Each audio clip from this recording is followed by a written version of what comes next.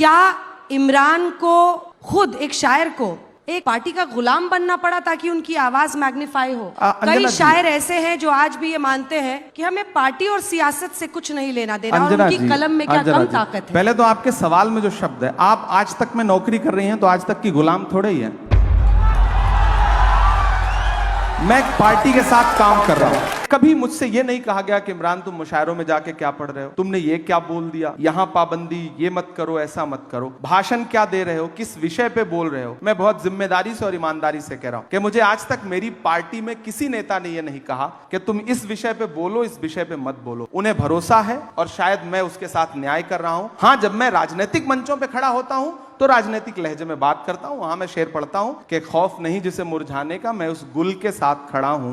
कैसा भी दौर आए लेकिन मैं राहुल के साथ खड़ा हूं। कल भी खुल के साथ खड़ा था, आज भी खुल के साथ खड़ा हूं। कैसा भी दौर आए लेकिन मैं राहुल के साथ खड़ा हूं। तो मैं वहां अपनी बात रखता हूं, लेकिन बाकी जगह पे मुझे स्वतंत्रता है। इतनी तारीफ मैं कांग्रेस पार्टी की इसलिए करूंगा, जो अपनी पुरानी आपकी दुनिया है उस दुनिया को छोड़ो मत, राजनीति में आकर के पूरी तरह से राजनीति के मत हो जाओ। मुझे ये चीज, मतलब ये राहुल जी ने मुझसे कही है, मैं इस मंच पे ये मतलब बता रहा हूं, तो मुझे ये चीज अच्छी लगती है। वो इतनी स्वतंत्रता वहां पर है कि आप लिख पढ़ सकते हैं, बाकी जगहों पे मुश्किल है। हम लोग तो ऐसी दुनिया से आए हैं गांव में कि अगर आपके खिलाफ आपके अच्छे अच्छे जो पोस्ट हैं उस पे जो कमेंट आते हैं उसको अगर मतलब माँ और पिताजी पढ़ लें तो शायद आपका सोशल मीडिया छुड़वा दें कि बंद करो ये सब, ये क्या तमाशा है। लेकिन आपको जीना भी है, मीडिया तो आपको दिखाएगा नहीं, तो सोशल मीडिया का सहारा भी लेना है। तो ऐसे में हमारे पास माध्यम क्या है? हमें लोगों के पास जाने के लिए एक तो मंच है, दूसरा वो वाला प्रपंच है, तो उससे निपटना ही है। तो आप कैसे पार पा सकते हैं? यही सुंदरता है। ये नया भारत है, ये घर में घुस के मारता है। यहाँ पे बैठे हैं, मंच हमारा है, बाकियों का भड़ास यहाँ मत निकालिए। हम यहाँ अगर आए हैं ना तो आपने हमें बुलाया है, हम तब आए हैं। बिल्कुल, हमारे मेहमान हैं आप। हमने कितने सांचों में ढल के आए हैं, कितने सांचों में ढल के आए हैं, ख्वाब की तरह पल के आए हैं। तुम सिफारिश से जहां पहुंचे हो, हम वहां खुद ही चल के आए हैं। तो हमें तो बुलाया गया, हमें तो बुलाया गया है। एक शायर वहां खड़ा होता है या पॉलिटिशियन खड़ा होता है, कनेक्ट करना जनता से, ये हुनर क्या है? मैं इसलिए जिंदा हूं कि मैं बोल रहा हूं। दुनिया किसी गूंगे की कहानी नहीं लिखती। लोग मुझे सुनने आते हैं, देखने नहीं।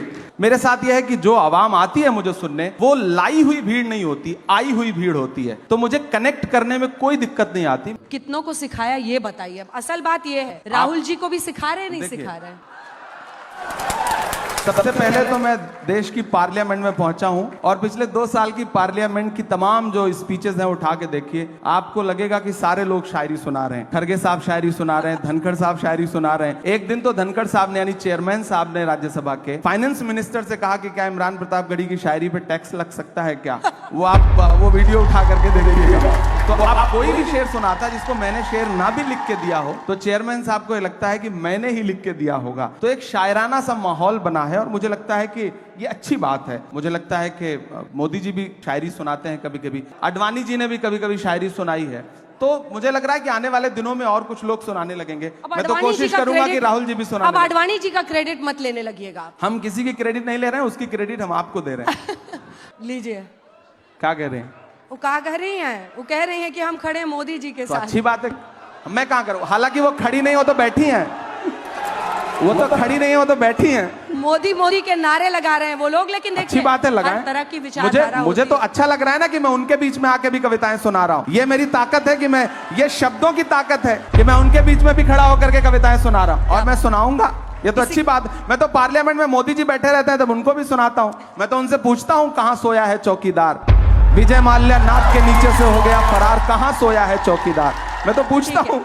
वो अमीर इमाम का एक बहुत अच्छा शेर है कि आए हैं और शान से आए हुए हैं हम, आए हैं और शान से आए हुए हैं हम, मिट्टी में आसमान से आए हुए हैं हम, सीना महक रहा है तो हैरत है किस लिए, फूलों के खानदान से आए हुए हैं हम। तो दरअसल हम आए उसी दुनिया से हैं। एक दिन हुआ क्या कि पार्लियामेंट में नए नए गए हैं तो थोड़ा चीखना चिल्लाना ज्यादा, जोश ज्यादा है, तो एक साथ 146 सांसद सस्पेंड किए गए। याद होगा आपको, इतिहास में पहली बार विपक्ष के 146 सांसद राज्यसभा और लोकसभा मिला के सस्पेंड हुए। हम निकले तो मीडिया के साथ ही बाहर खड़े थे, तो उन्होंने व्यंग्यात्मक तरीके से कहा कि सस्पेंड हो गए। तो हमने कहा भाई आज सस्पेंड ना हुए होते तो अपनी नजरों में गिर जाते, ऐसा लगता कि बुजदिलों में नाम शुमार हो रहा है, बहादुरों में नहीं।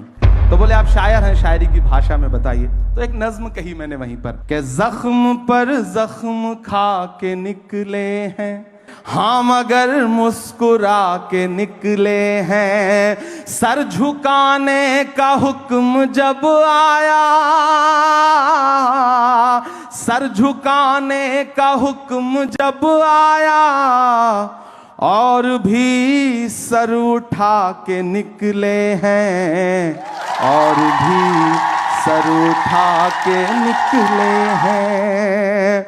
और सस्पेंड होके आए थे तो गुस्सा था, तब ये शेर पढ़ा कि हर सितम का जवाब आएगा, देखना इंकलाब आएगा। कल आ ही गया ना कि हर सितम का जवाब आएगा, देखना इंकलाब आएगा।